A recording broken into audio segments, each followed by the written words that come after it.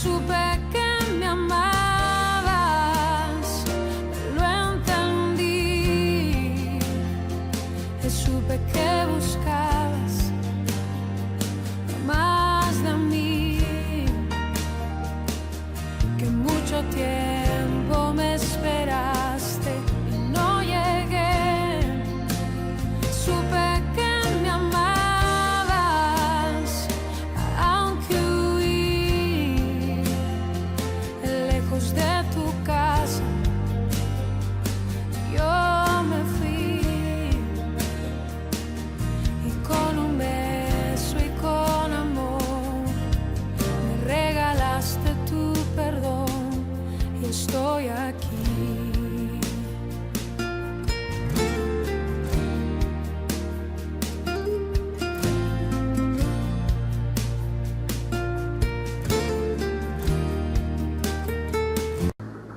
Buenos días, queridos hermanos. Vamos a dar inicio a una nueva sesión de esto que está programado por la Iglesia para entender el mensaje que Dios nos manda a través del libro de los Hechos.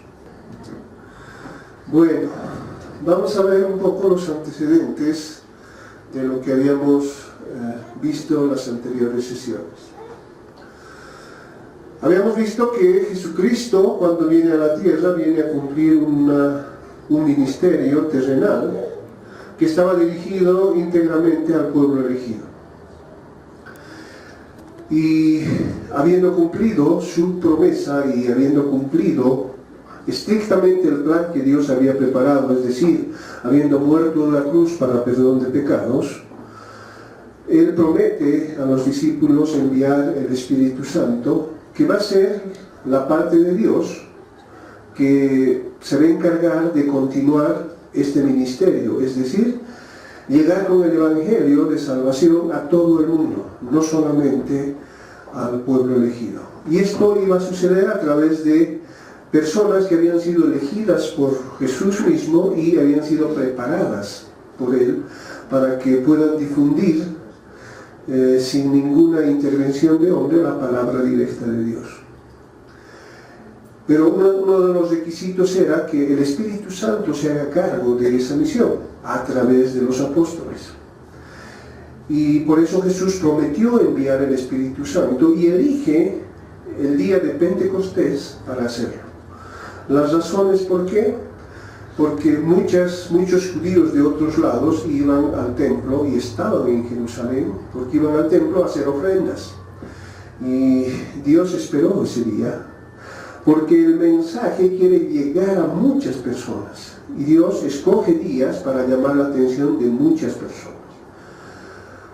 Y para llamar su atención, dice que el Espíritu, que Dios podía mandarlo de manera silenciosa, no, lo hace con estruendo, con fuego, para que estas personas que estaban ahí sean llamadas en su atención.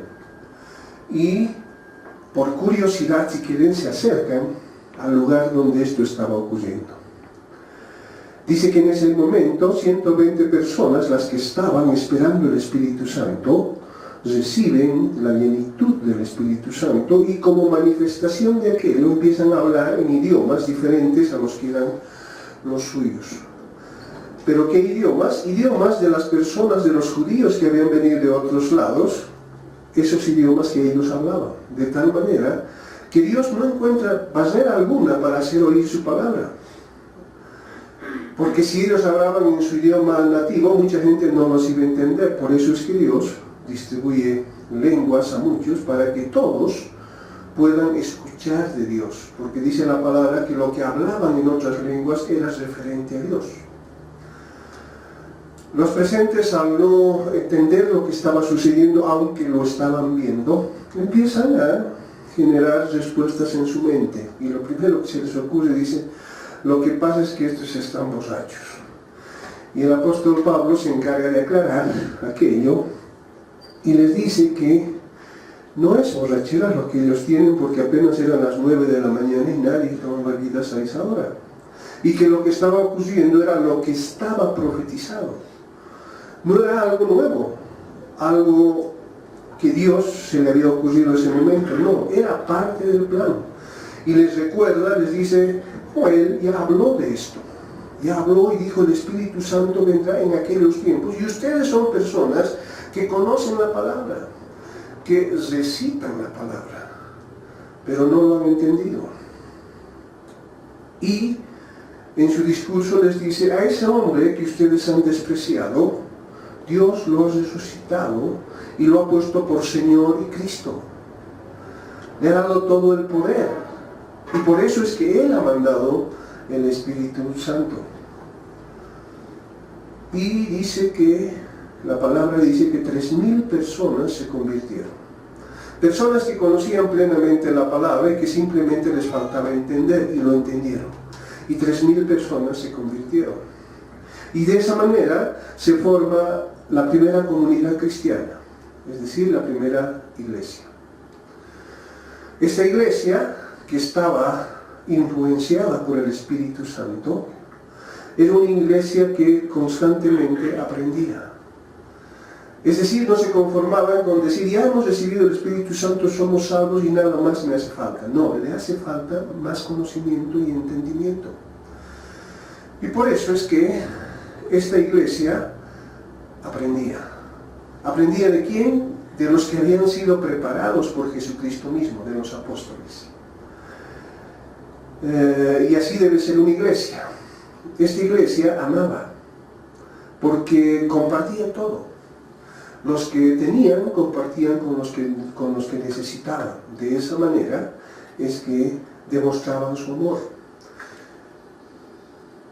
Pablo dice, a los cristianos y a las iglesias los van a conocer, el mundo los va a conocer, porque se aman los unos a los otros. En ese amor dice que el mundo va a conocer una iglesia del Señor. Pero esta iglesia también adoraba, no se olvidaba de lo que Dios había hecho. Y ellos partían el pan como Jesucristo había ordenado en la última cena. Hagan esto en conmemoración mía. Lo que les estaba diciendo era, nunca se olviden que yo he muerto por sus pecados, que mi sangre ha sido derramada para limpiar sus pecados. Nunca se olviden de eso, porque Dios sabía que aún teniendo el Espíritu Santo, aún siendo convertidos, todavía iban a pecar. Y les dice, no se olviden de esto. Por eso pide, hagan esto siempre, en recordatorio y en conmemoración mía. Y esta iglesia lo hacía. Pero también era una iglesia que evangelizaba. Es decir, no decía, bueno, yo ya lo recibí, ya soy salvo y qué me importa de lo demás. No, esta iglesia salía y compartía con las personas de su alrededor. Y dice la palabra que Dios iba adicionando más miembros a esa iglesia. Porque en realidad el hombre lo que hace es predicar la palabra, compartir la palabra. Y es Dios el que hace la conversión. Y por eso dice, y Dios iba añadiendo más personas a esa iglesia.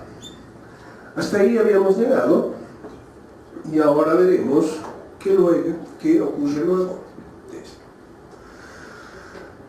En el capítulo 3 de este libro, Lucas relata con detalle uno de los milagros que hizo Pedro. Porque hasta el capítulo 2 decía, y la gente, viendo las maravillas que hacían los apóstoles, tuvo reverencia por Dios. Lo reconoció en toda su magnitud, pero se quedó ahí. Ahora Lucas relata una de esas maravillas que hacían los apóstoles. El versículo 1 de este capítulo 3 dice, Pedro y Juan subían juntos al templo a la hora novena, la de la oración. Y aquí parece que hay algo que es contradictorio. Jesucristo es el único y suficiente Salvador. Lo que hizo en la cruz es suficiente para ser salvos. ¿Qué hacían antes de que venga Jesucristo? Por mandato de Dios, los israelitas que habían pecado tenían que ir al templo para dar ofrenda a Dios, para derramar sangre para que cubra sus pecados. Eso era un mandato de Dios, pero cuando Jesucristo muere en la cruz, aquello ya no tiene sentido, porque el Cordero Perfecto había muerto por los pecados de todo el mundo, de los que se había cometido antes, de los que se estaban cometiendo y de los que se cometerían. Entonces, parecería una contradicción. ¿Por qué Pedro y Juan estaban yendo al templo? Porque al templo se iba a hacer ofrenda. Si ellos habían creído en Jesucristo, que era el Cordero Perfecto, el Hijo de Dios, el cumplimiento del plan, ellos tenían claros, ya no son necesarias las ofrendas. Pero ellos, dice la palabra, iban al templo.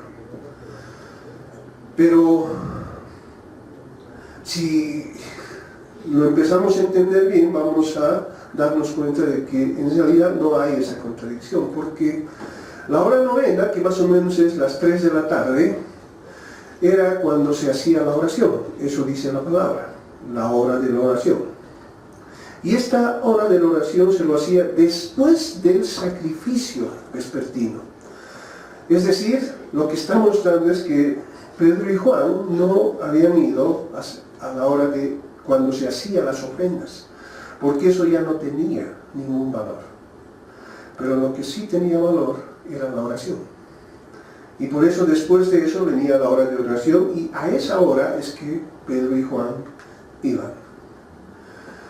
Entonces no fueron a hacer sacrificios, porque ellos entendían que el sacrificio de Jesús en la cruz era suficiente para la salvación.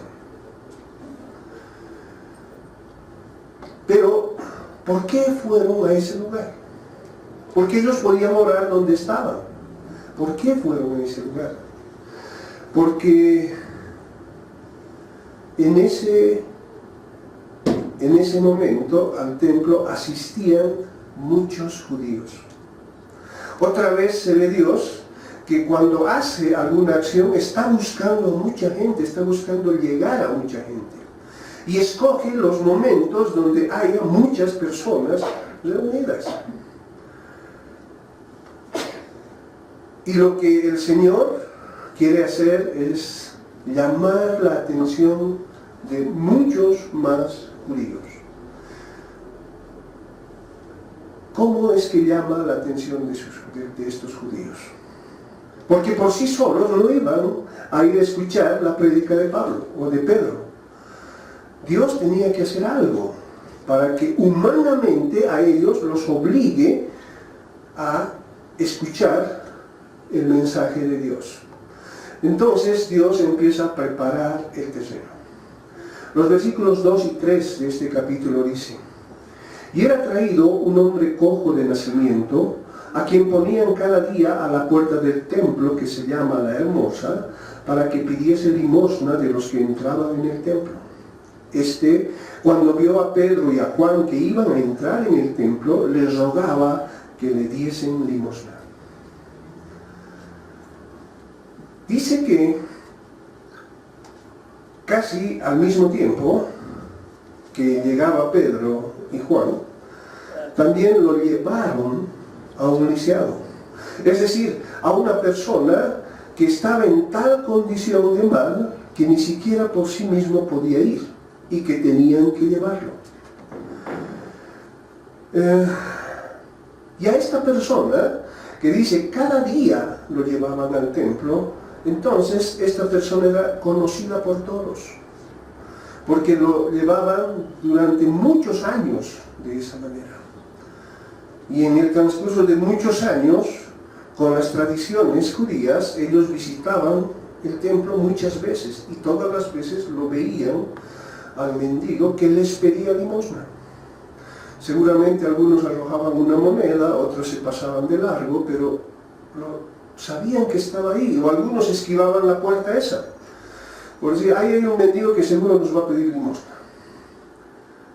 Y Jesucristo, o el Señor, escogió a esta persona. ¿Por qué? Porque era muy conocida.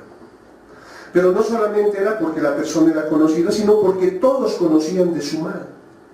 Y de tan mal que estaba. ¿Qué hace esta persona, el limosnero, cuando ve a Pedro y Juan? Les pide limosna. no les pide conocer a Dios, les pide limosna. Es decir, pide algo para cubrir su necesidad. ¿Qué estaba buscando esta persona? Cubrir su necesidad. No estaba buscando a Dios. O tal vez lo hizo en inicio y se dio por vencido. Y dijo, bueno, esta es mi situación, la acepto y lo que necesito es limosna para sobrevivir, y eso es lo que les pide a Pedro y a Juan. Y esto nos debe mostrar algo que hasta ahora es real. Muchas personas se han convertido porque se han acercado a Dios cuando tenían una necesidad.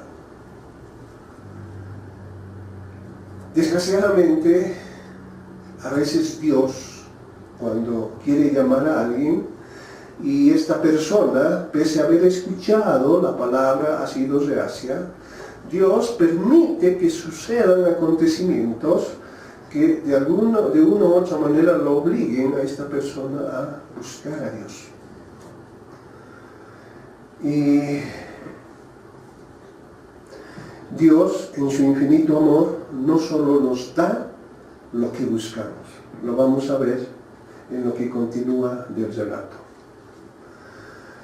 Bueno, el limosnero está frente a ellos y le pide limosna. Pero este limosnero recibe mucho más de lo que pide. Veamos el versículo 4 al 7 de este capítulo, dice: Pedro con Juan, fijando en él los ojos, le dijo: míranos.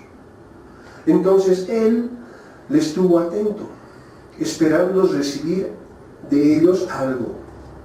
Mas Pedro dijo: no tengo plata ni oro, pero lo que tengo te doy. En el nombre de Jesucristo de Nazaret, levántate y anda. Y tomándole por la mano derecha, le levantó, y al momento se le afirmaron los pies y tobillos.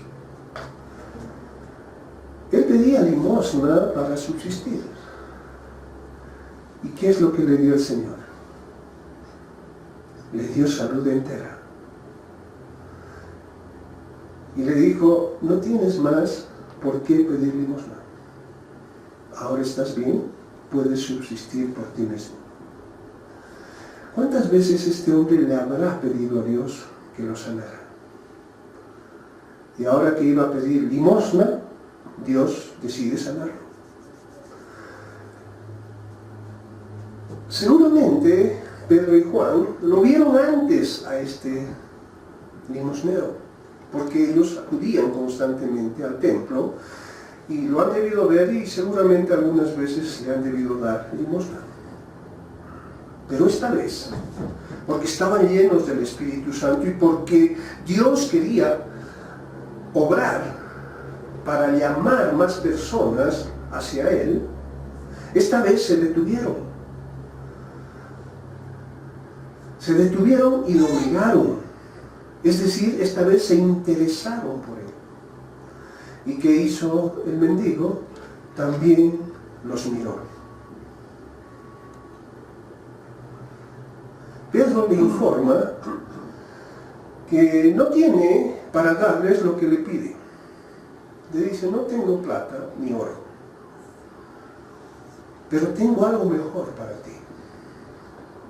Estaba obrando Pedro, era el Espíritu Santo, porque Pedro ya había sido llenado por el Espíritu Santo, porque Dios quería hacer algo a través de este pasaje. Dice Pedro: tengo algo mejor que darte. Y eso es lo que Dios sigue haciendo hoy día. Nosotros pedimos cosas a Dios y Dios dice: sean escuchadas vuestras peticiones. Y en la mayoría de los casos, Dios nos da algo mejor. No solo lo que pedimos, nos da algo mejor. Y a veces Dios nos dice a nuestra petición: no te lo voy a conceder, porque eso es mejor. Yo asemejaba a una cosa como estas. Un niño de 3 años con su hermanita de 1 año y medio. y le pide a su papá: papá, por favor, quiero que me regales una navaja para jugar con mi hermanita. ¿Sería bueno darle la navaja? ¿Qué es lo mejor? Decirle no, porque eso te puede traer muchos problemas. Y Dios, cuando le pedimos algo, siempre nos da lo mejor. Y aunque a veces nosotros no lo entendemos, Dios está teniendo cuidado de darnos lo mejor. Alguien me contaba y me decía, era una persona que le pedía a Dios: Señor, que me toque la lotería. Y te prometo que voy a diezmar de todo lo que me toque. Y me dice esta persona, y le tocó. Y le tocó la lotería. ¿Y saben qué pasó? No diezmó y ahora ni él viene. Y se había perdido nuevamente. ¿Qué era lo mejor a los ojos de Dios? Decir no. Porque no te voy a dar algo que te eche a perder. Porque a ti te quiero más que a cualquier cosa en este mundo. Ahora bien, Pedro le dice: yo tengo algo mejor que darte. Porque él tenía el Espíritu Santo, y el Espíritu Santo, que es Dios mismo, tiene poder para hacer las cosas. Y le dice: yo tengo algo mejor que darte. Y le dice: levántate en el nombre de Jesús, diciéndole que es Jesús el que te está diciendo: levántate. Pero al decirle eso, no espera que se levante, sino ¿qué es lo que hace? Dice, le extiende su mano. Lo toma por su mano para ayudarlo. Y esto tiene un gran significado y sigue vigente hoy en día. Sin la ayuda de Dios o de su mensajero, no podríamos nosotros seguirle. Porque dice la palabra que cuando Dios ve un arrepentimiento genuino, dice que le transforma el corazón. Le cambia el corazón de piedra por uno de carne. A eso le llaman regeneración. Porque sin esa intervención de Dios no podríamos creer.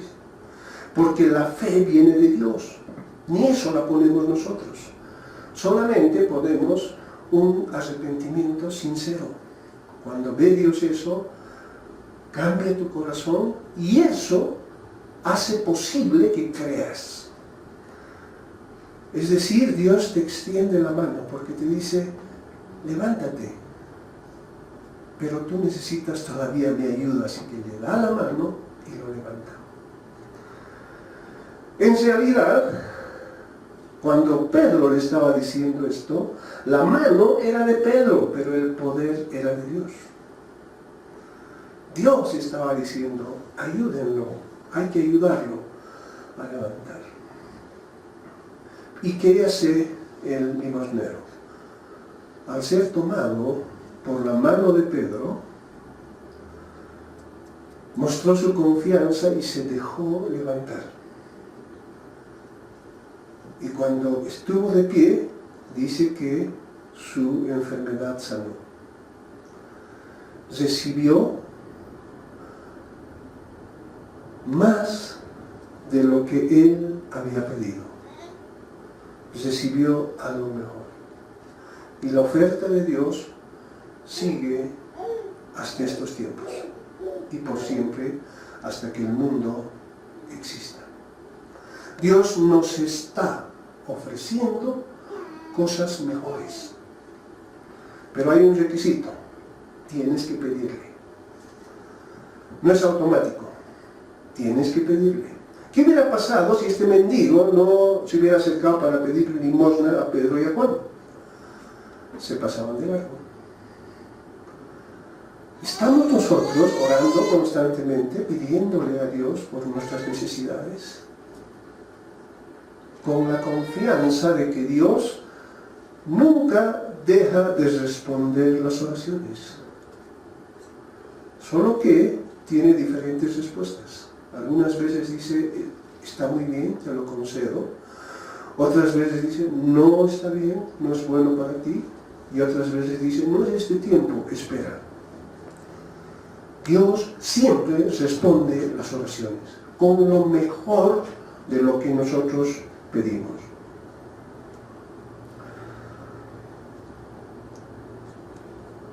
¿Cuál fue la reacción del lisiado cuando recibió más de lo que había pedido? Recibió sanidad.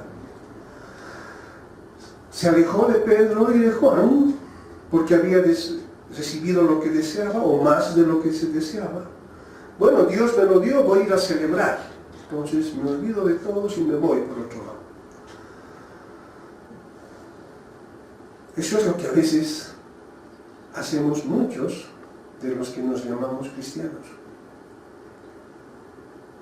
Pero no, esta persona no lo hizo de esa manera. El versículo 8 de este capítulo dice, y saltando se puso en pie y anduvo. Y entró con ellos en el templo, andando y saltando y alabando a Dios. ¿Qué hizo? Los siguió. Y entró con ellos en el templo. No se apartó a disfrutar lo que había recibido, sino que entró con ellos en el templo. Pero entró agarrado de la madre de Pedro y diciéndole, gracias Pedro por haber hecho esto por mí. No, la palabra dice que él estaba saltando de alegría y alabando a Dios. Porque él había reconocido que lo que había recibido era de Dios, no era de Pedro.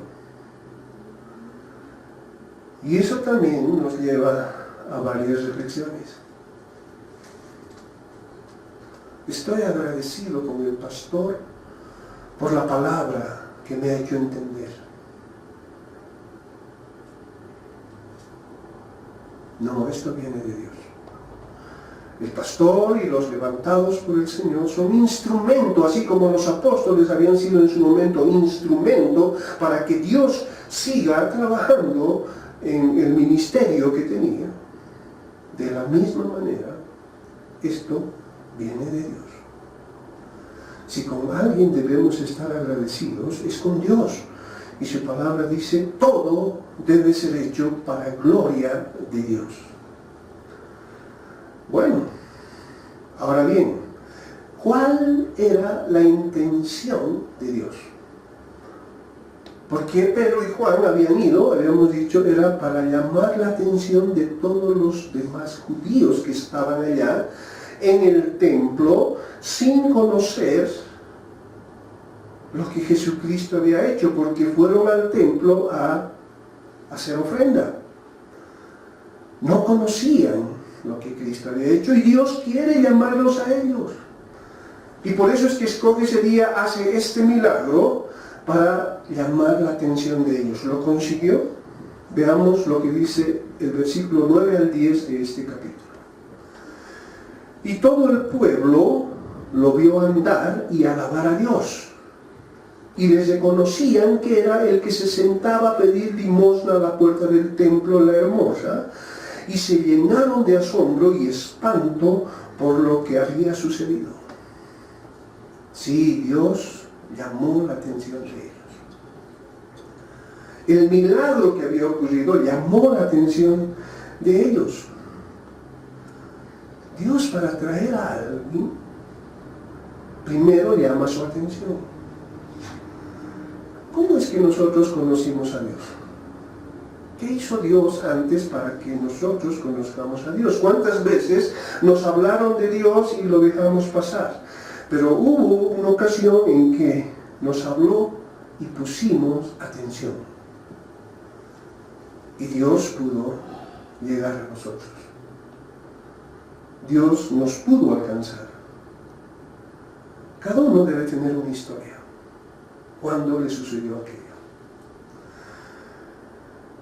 En este caso, ¿qué hizo? llamó la atención porque ellos vieron algo que en la mente normal del hombre dice, eso es imposible. Y seguramente habían hablado entre ellos, el lisiado está caminando, ese que siente en la puerta nos pedía limosna, dice que está caminando, no lo puedo creer. Y eso me hace recuerdo a otra cosa que me contaron unas hermanas. Me decía, mira cuánta es la fe de los cristianos. Era un grupo de mujeres que se reunieron para orar por la salud de una hermana. Y cuando Dios obró y esta hermana sanó, del grupo de las que oraban, una a otra le dijo, oye, ¿sabes? La fulanita ya está sana. Por la que hemos orado ya está sana. Y la respuesta de la otra señora, ¿está sana? Sí, no lo puedo creer. Esa es a veces nuestra fe. Y esta gente estaba diciendo eso, no puedo creer que ese lisiado, que es de nacimiento, que nunca andó, que ni siquiera iba por sí mismo, sino tenían que llevarlo, ahora esté caminando y alabando a Dios. Dice que se llenaron de asombro, porque lo estaban viendo con sus propios ojos. Pero también dice, y espanto. ¿Qué es lo que significa? Reconocieron el poder que tenía aquel que había hecho aquello. Esto no es normal. Él era cojo de nacimiento, ahora está caminando. El que lo ha hecho tiene mucho poder. Y cuando uno está cerca de aquel que tiene mucho poder, siente temor.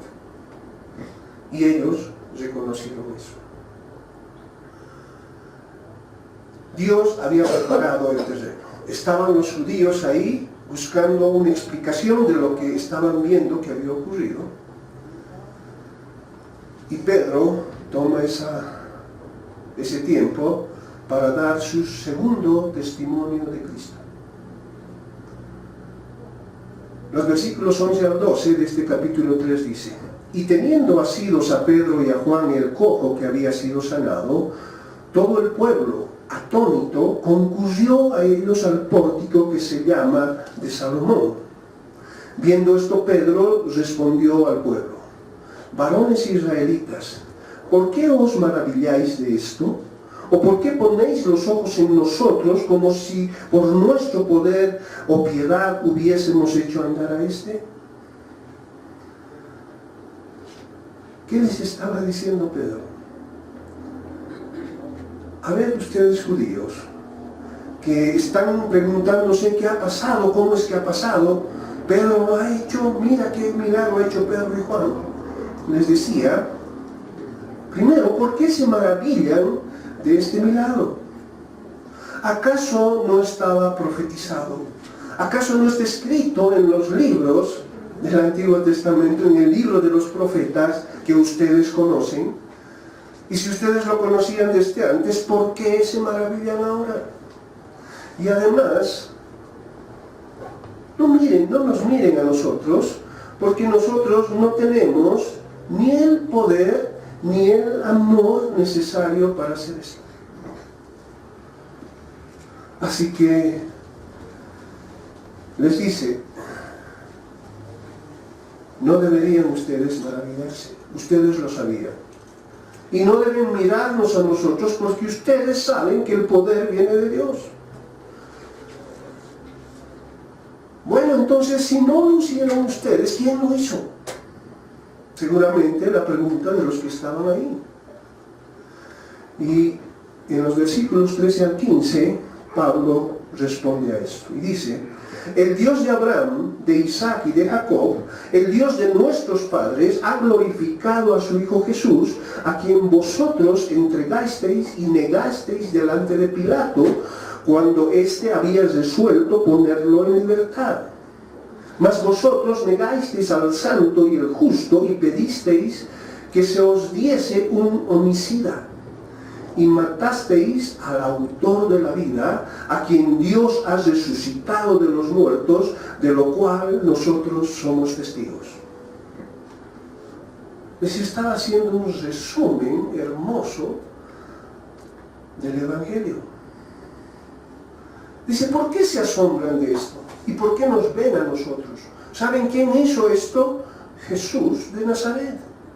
Ese hombre que vino a todos nosotros a predicarnos y lo negaron. Y cuando fue entregado a los romanos, Pilato lo quiso liberar porque él no vio ningún pecado en él. Pero ustedes no quisieron. Y cuando Pilato recurrió a la autoridad que él tenía para dejar en libertad a alguien, les dijo: hoy es un día donde yo puedo dejar en libertad a alguien y quiero dejar en libertad a este hombre porque no encuentro pecado en él. ¿Y qué dijeron ustedes? No. Preferimos que liberes a Barrabás, que era un homicida. Eso hicieron ustedes. Dice, ese hombre al que ustedes le han hecho todo esto, Dios lo ha glorificado, lo ha hecho Cristo y Señor. Y lo ha levantado de los muertos. Y de eso nosotros somos testigos. ¿Qué es lo que está haciendo Pedro con esto? Está desviando la atención de los judíos que estaba dirigida hacia ellos y los está llevando hacia Jesucristo. Es decir, está dando un discurso cristocéntrico. Todo está alrededor de lo que Jesucristo hizo en la cruz.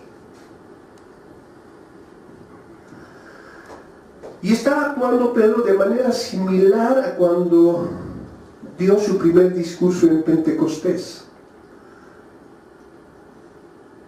Pedro aprovechaba esas oportunidades para hablar de Cristo. Y es así como debe ser una iglesia. Es así como son las prédicas, son cristocéntricas. Porque todo está basado en lo que Cristo hizo en la cruz. Y somos salvos por creer lo que Cristo hizo en la cruz.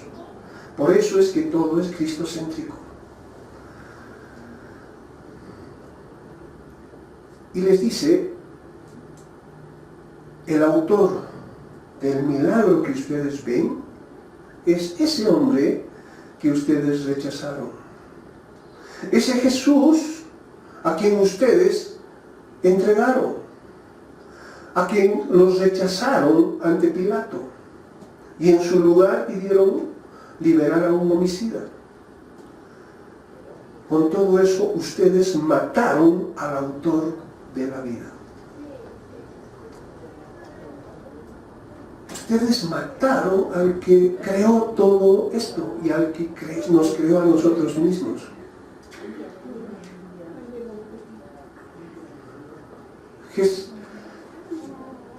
Es Jesucristo el que hizo lo que ustedes están viendo. En el versículo 16 de este capítulo dice: y por la fe en su nombre, a este que vosotros veis y conocéis, le ha confirmado su nombre, y la fe que es por él ha dado a este esta completa sanidad en presencia de todos vosotros. Les está recalcando, les dice, es Jesucristo el que ha hecho esto que ustedes están viendo. ¿Y por qué lo hizo? Porque este hombre creyó. ¿Y cuál es la evidencia de que creyó? Él andaba saltando y alabando a Dios. Él estaba seguro, Dios lo hizo. No fue Pedro. No alababa a Pedro ni a Juan. Creyó en Dios. Pero les está diciendo, él creyó y fue salvo, pero este no es el caso de ustedes. Porque ustedes no creyeron en él, ustedes lo entregaron, ustedes lo rechazaron, ustedes lo mandaron a crucificar. La pregunta es, entonces ustedes que hicieron eso no tienen perdón. ¿Ya están condenados por haber hecho esto? Y esta pregunta lo podemos trasladar actualmente a cada uno de nosotros. ¿Cuántos pecados hemos cometido contra Dios? Muchísimos. ¿Cuántas veces hemos rechazado a Jesucristo? ¿Cuántas veces nos han hablado y nos han dicho no me interesa? ¿Será que no tenemos perdón? No, el amor de Dios es mucho más grande que nuestro pecado. Y de eso debemos estar agradecidos. Su misericordia es más grande que nuestro pecado, cualquiera que éste fuera. Veamos lo que dice el versículo 17 y 18 de este capítulo. Mas ahora, hermanos, sé que por ignorancia lo habéis hecho, como también vuestros gobernantes. Pero Dios ha cumplido así lo que había antes anunciado por boca de todos los profetas, que su Cristo vendría a padecer. ¿Qué les estaba diciendo? Ustedes que conocían la palabra no la entendieron. Y cuando vino el Salvador que estaba prometida en el libro de los profetas, que estaba prometido, ustedes no la entendieron. Cuando Él llegó, no lo recibieron. En todo caso, los rechazaron. Y Dios lo sabía. Y Dios sabía que esto iba a ser de esa manera, porque también era parte de su plan. Es decir, no quiere decir que Dios generó todo lo que hicieron los judíos en ellos. No. Sino que Dios es eterno, Él está en todo tiempo, lo ve todo, y Él lo vio. Él sabía que había falta de fe, y dijo, ahora es cuando envío a mi hijo, porque no lo van a reconocer, y es necesario que Él muera, porque si lo reconocieran no iba a morir. Entonces dijo, Dios aprovechó esa circunstancia para que se cumpliera su plan, y eso les estaba diciendo Pedro. Yo sé que lo que ustedes han hecho es porque no entendieron la palabra. No entendieron lo que los profetas decían, que cuando Cristo venga tenía que sufrir. Porque era parte de su plan. Y ustedes no lo entendían aunque les fue revelado por los profetas. Por eso este hombre que vino, cuando se hizo hombre, vino a predicar el Evangelio de salvación. Entonces es doble su pecado porque ustedes ya lo conocían. Y sin embargo, el amor de Dios es más grande. El versículo 19 al 21 dice, así que, les está diciendo, después de lo que ustedes han hecho, dice, así que, arrepentíos y convertíos, para que sean borrados vuestros pecados, para que venga de la presencia del Señor tiempos de refrigerio, y Él envíe a Jesucristo, que os fue antes anunciado, a quien de cierto es necesario que el cielo reciba hasta los tiempos de la restauración de todas las cosas. De todas las cosas de que habló Dios por boca de sus santos profetas, que han sido desde tiempo antiguo. ¿Qué les estaba diciendo? Lo que ustedes hicieron, pese a conocer a que les fue anunciado y a haberlo entregado, puede ser perdonado. Porque el amor de Dios y su misericordia es más grande que nuestros pecados. Él está dispuesto a perdonar cualquier pecado.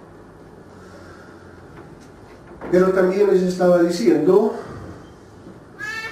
porque la muerte de Jesucristo debería cumplirse para cumplir lo que Dios había planeado.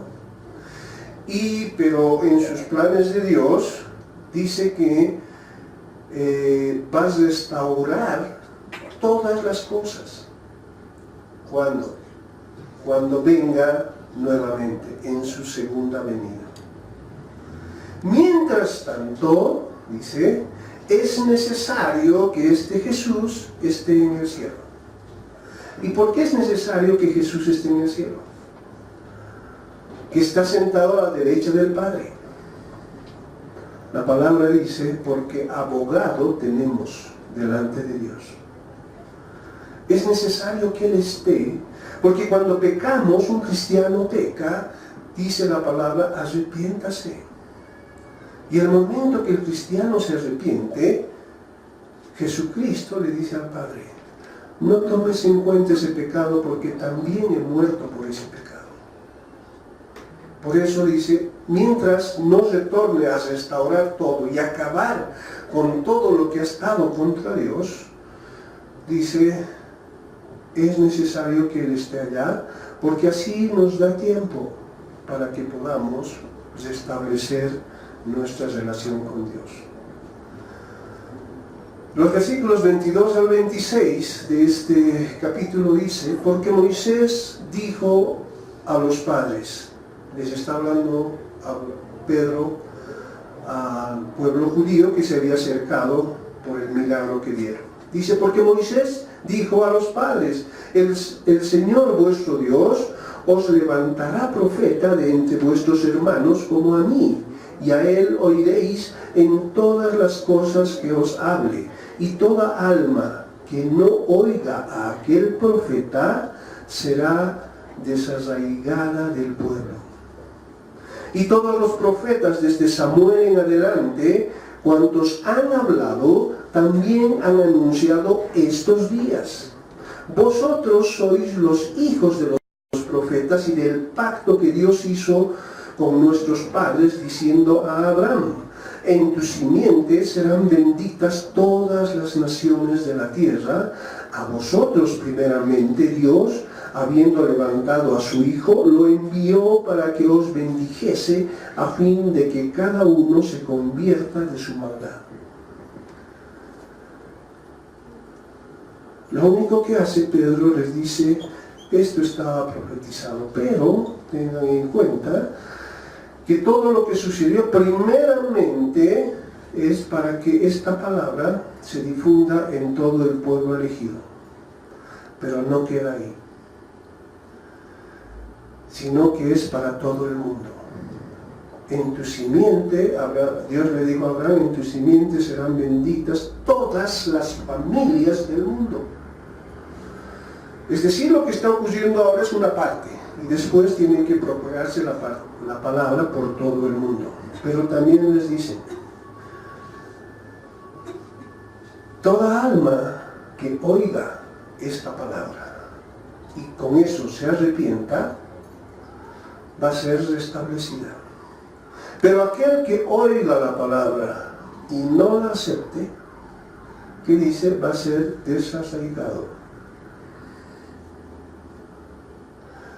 En el Nuevo Testamento podemos leer que dice, fue enviado a sus hijos. Dice, para que todo aquel que crea en Él, sea salvo. Y el que no cree, dice, ya ha sido condenado. Ya ha sido condenado. Solo se está esperando el tiempo del juicio vital para que esa condena se ejecute. Pero en su gran amor, Dios todavía nos está dando tiempo. Todavía tenemos tiempo. ¿Cuál es el tiempo que nos da Dios para recomponer nuestra relación con Dios? El tiempo que dura la vida de tu cuerpo. Ese es el tiempo. Porque una vez que tu cuerpo muera, ya no hay remedio. Tu destino final ya está definido. Nada se puede hacer después. Nada. La pregunta es, ¿te has arrepentido y convertido? ¿Ya has restablecido tu relación con Dios? ¿O estás todavía en el grupo de aquellos que no lo reconocen? Si todavía estás ahí, ten cuidado, porque la palabra dice, estos ya han sido condenados. Pero mientras Dios te dé vida en tu cuerpo, te está dando tiempo para poder conocerlo, convertirte y arrepentirte. Bueno, el orden está cambiado. Arrepentirte y convertirte. Espero que esta palabra sea de reflexión para esta semana, para revisar nuestras vidas. Que Dios los bendiga mucho. Fue una realización de Comunidad Cristiana de Restauración.